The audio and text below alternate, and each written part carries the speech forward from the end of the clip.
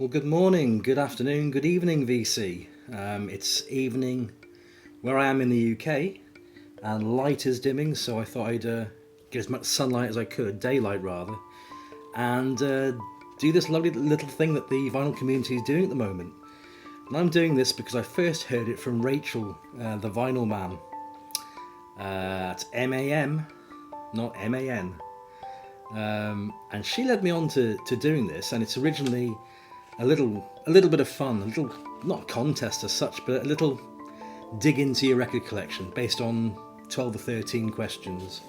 And that was originally posed by KrisEric Vinyl Voyagers under the I Got You Covered tag. So I've got it all written down here, I've got all my notes written down. So I try to look not as much of a klutz as I normally do. So basically, thank you Rachel, by the way, this sounds like a lot of fun.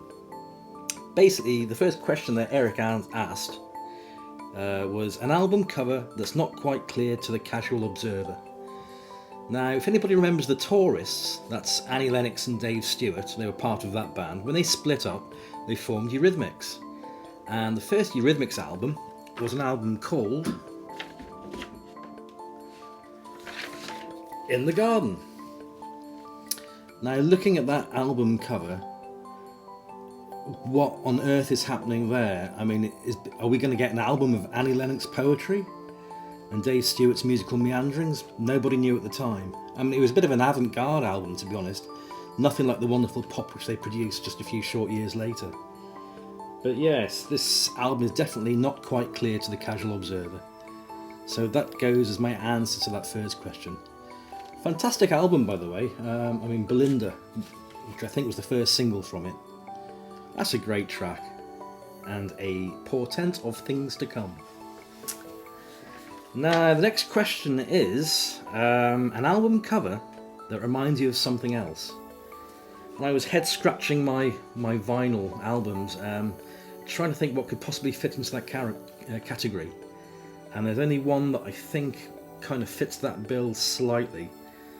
But you've got to really hammer that round peg into the square hole to get it, to be fair. So, an album cover that reminds you of something else. It's Susie and the Banshees' Tinderbox and Gone with the Wind, which I think that's a still from. That is a fantastic album. If you like the Banshees and you like the sound of John McGeoch, well, McGeoch's not on this album, and nor is Robert Smith. But John Valentine Carruthers, JVC to the fans. Fantastic guitar work. If you like that sort of post-punk, not goth, it's not goth, then you're going to love this album. It's got some great tracks on it. It's produced really, really well. So if you haven't got any Banshees albums in your collection, go grab this one. That's a stunner. So, let's see now, moving on. A disturbing album cover to you. This one came to me in a flash. EMI put out a little 6-song album in Greece by one of my favourite bands called The Stranglers. And it's an unusual mix of songs, but the album cover is absolutely bizarre, and yes, it's disturbing. Look at that. I mean, the 4 men in black, those are the images from the black and white album. But why on earth they put all these poor souls in some sort of wasteland, I don't know. But, great tracks. Nice and sleazy, Strange Little Girl. No More Heroes? Yep, because I'm reading this backwards on the camera.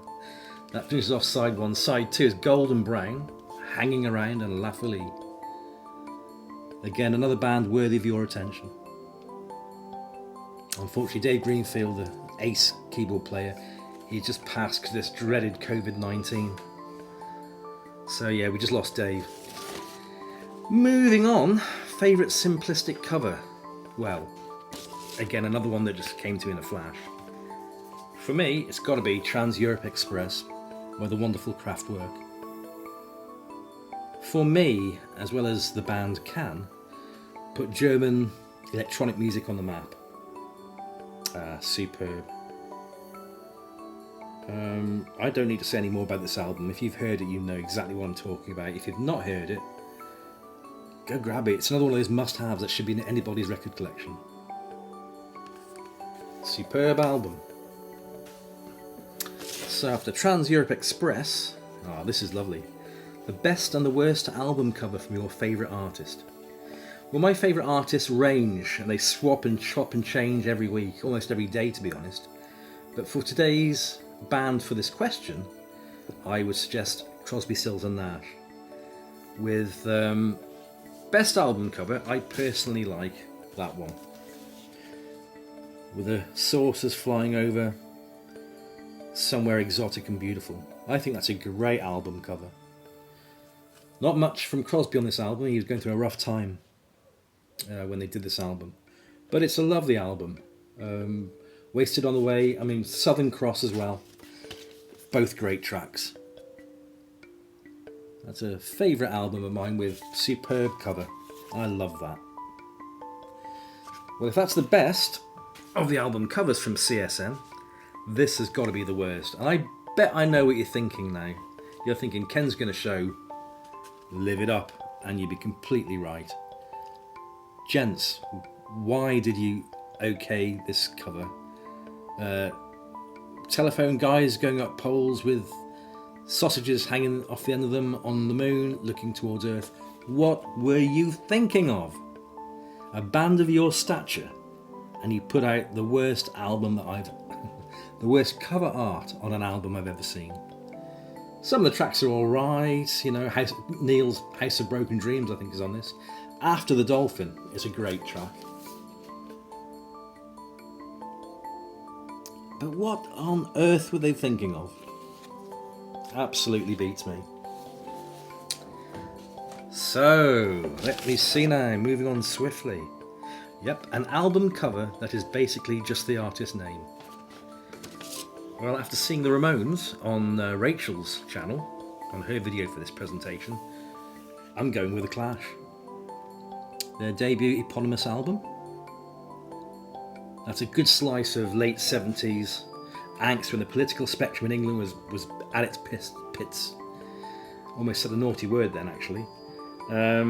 Pretty much where we are in England right now, to be honest. Great album. If you've got any punk albums, this deserves to be in your collection. Superb. Love The Clash. Miss Joe Strummer enormously. An album cover that makes you smile. Well, this is a recent album, and I love the artwork. It's just incredible. I love This Is Eggland by the Lovely Eggs. I mean, look at that album. That makes me smile every time. Superb. Kind of like psych garage. Not quite grunge, there's some really poppy moments in there, but those poppy moments are layered over with mostly guitar fuzz. But it's great. Standout tracks for me is the one that kicks the album off, Hello, I Am Your Son. And that segues perfectly into their first single from the album, Wiggy Giggy. Absolutely brilliant. And it kind of narks me when people say, oh, there's no good music out today. There is good music, you've just got to hunt for it. And I wonder if I can show you the vinyl on this. I'm going to do it. I'm going to show you the vinyl.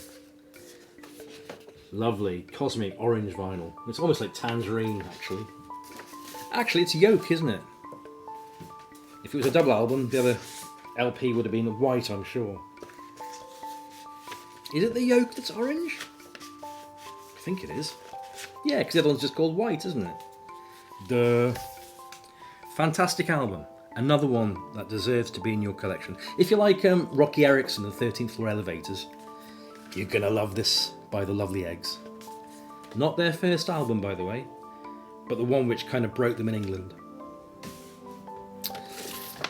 Well, on KrisEric's next wonderful list, an album cover that makes you sad.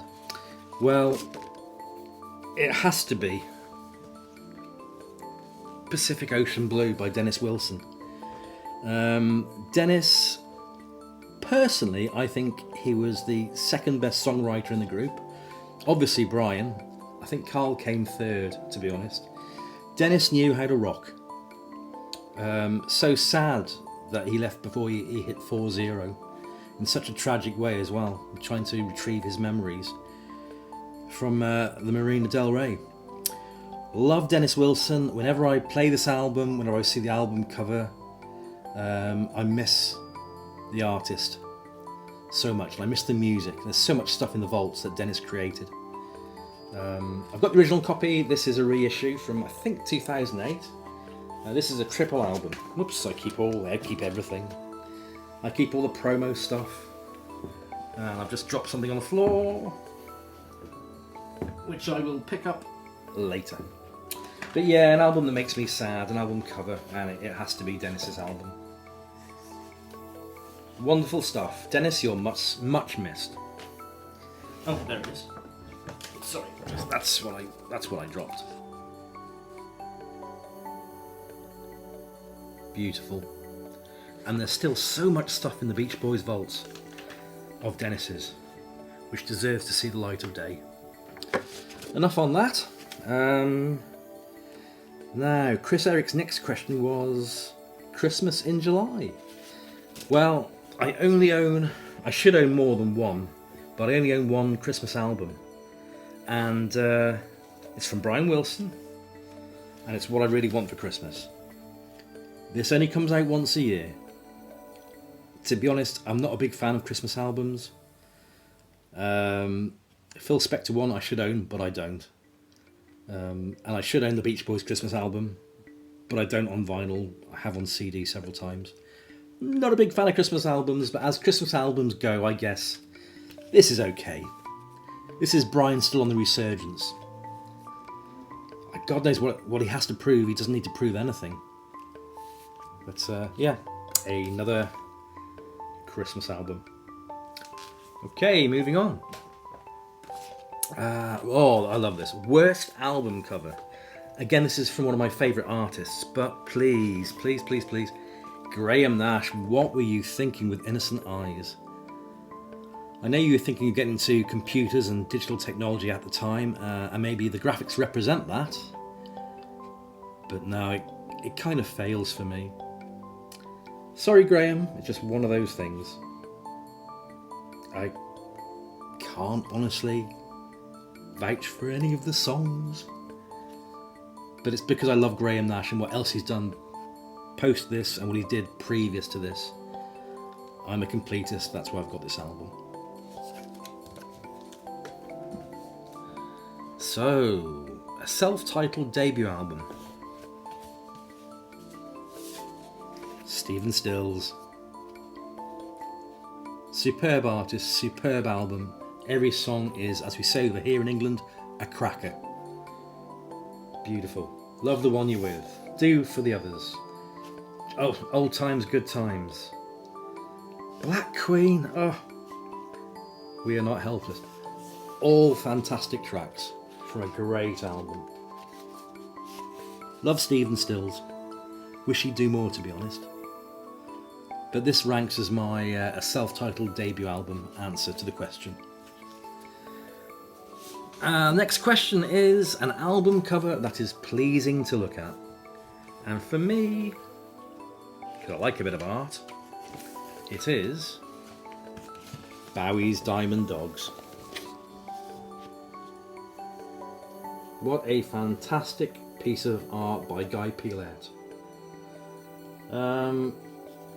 Mini sort of concept album, takes some strands loosely from 1984 and that sort of thing. It is wonderful. I've been very lucky to see the actual handwritten lyrics that Bowie did to, let me see now, This Sweet Thing and Candidate. Yeah, I will probably do a review of this album at some point in the future and post those pictures. But for now, that is an album cover that is pleasing to look at. And that wins it for me. There's also a bonus question from KrisEric, Vinyl Voyagers. And yeah, that's where I put it. I haven't got this on album, but it's on its way to me. I've loved the album for years. I've just never had it on the vinyl format, but I say it is on its way in its super deluxe edition. So I'm going to have to show you the CD instead. The bonus question is your favourite Beatles album cover, and for me, it's Abbey Road. Something very simple. For me, it's the boys walking towards the future and separate solo careers. Great album, especially the long bit on side 2. A collection of, as I'm sure you're aware, to be fair, of odds and sods, odds and ends that never had any real endings, but they don't half sound good, and they're melded together very well in there. So that is my little video for the vinyl community under the hashtag I Got You Covered. Thank you to KrisEric Vinyl Voyagers for creating this, and thank you Rachel for bringing it to the VC community's general attention, especially to me. So I hope I've given you some things to think about, and I can vouch for every single album on that list, except for maybe Brian's What I Really Want for Christmas and Graham Nash's Innocent Eyes. But hey, it's all fun, isn't it? Thank you for watching this, everybody, and I shall see you on the flip side.